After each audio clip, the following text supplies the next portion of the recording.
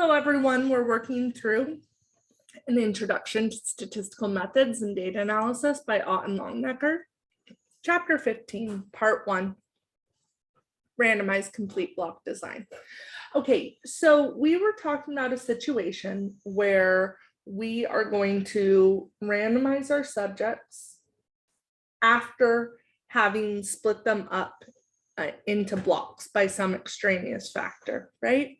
And we've talked about fitting a model where we can get our y hat ij's. And the next step that we want to do is calculate the residuals. So remember that a residual is always defined by the observation minus the prediction.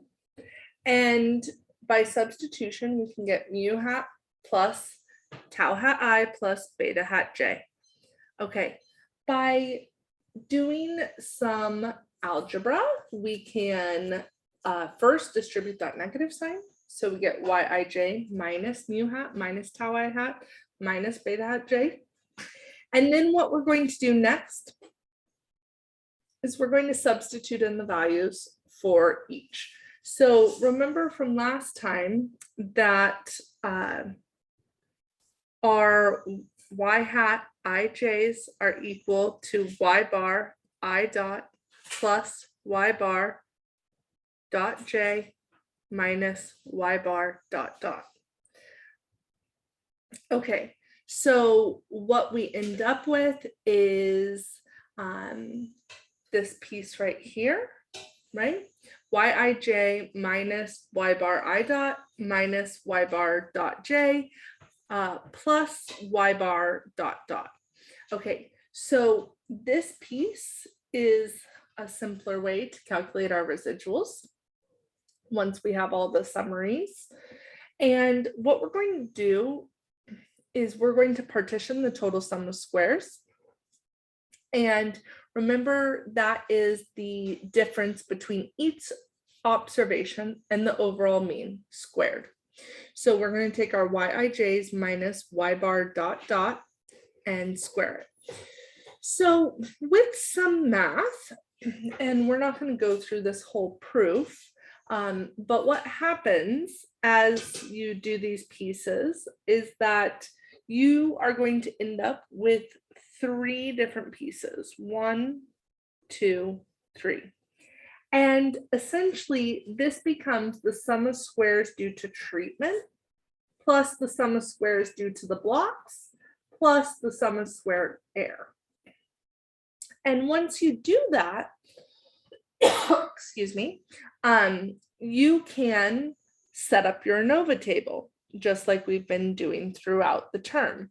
So you have 3 pieces that you're going to put into your Anova table. The source, which is the treatment, the source due to blocking, or the source due to error. And then you have your sum of squares, or you have your total source. Okay, your degrees of freedom. Remember, we have T treatments, therefore the degrees of freedom related to treatment should be T minus 1. We have B blocks, so the degrees of freedom due to the blocks should be B minus 1. And for the error term, that should be T minus 1 times B minus 1. And the total degrees of freedom should be BT minus 1. We can just double check that these add up, right? T minus 1 plus B minus 1 plus T minus 1 times B minus 1, right? So we get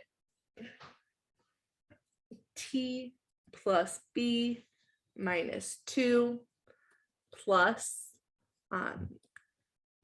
let's just distribute. We get TB, right, minus T minus B plus 1. So overall, T minus T is 0, B minus B is 0, and we are left with TB minus 1. All right, so everything adds up for our degrees of freedom. That's looking good. If we want our sum of squares due to treatment, blocking, error, and total, we go to this column here for our sum of squares. Remember that the mean square is just the respective sum of squares divided by the respective degrees of freedom. So if we take our sum of squares due to treatment and divide by t minus 1, that should give us our mean square due to treatment. If we take our sum of squares due to the blocking factor and divide by b minus 1, that should give us our mean square due to the blocking. And if we take our sum of squares error and divide it by the degrees of freedom, that should give us our mean squared error.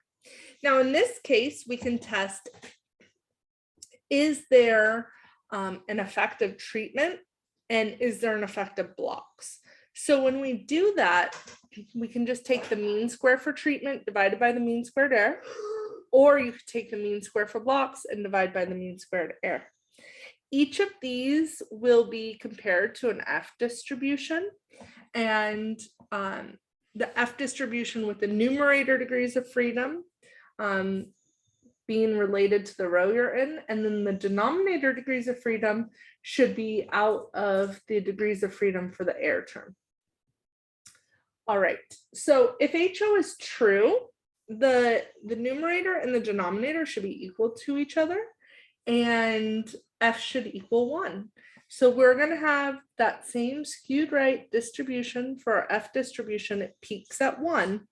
And essentially, we can set up our F critical value that puts 0.05 area. Once again, nothing special about 0.5, just that's what we're using as a cutoff today. That's the area of our rejection region. It's also the probability of making a type 1 error and then fail to reject HO. So you can compare your F test statistic to the critical value and then say that if your test statistic is beyond the critical value, you have increasing evidence against your null hypothesis that there is an effect of either treatments or blocks, depending on what you were testing. All right, we will go through that testing further in the next video. I hope you learned something today. I'll see you next time.